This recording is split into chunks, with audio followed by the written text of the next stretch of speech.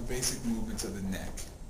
Basic movements of the neck include head going down, head going up, ear rotating to the shoulder, okay, and then we have rotation. Okay, those are the basic movements that the neck needs to go through pretty much every day. If you're able to do that, then you're going to stretch all the muscles on the anterior part of the neck and all the muscles on the posterior part of the neck. And then, because they're muscles that are on the side of the neck, we have to laterally stretch the neck as well. So when I come back, I'll talk about the different directions that the shoulders stretch and why it's important to stretch the shoulders before you stretch the neck.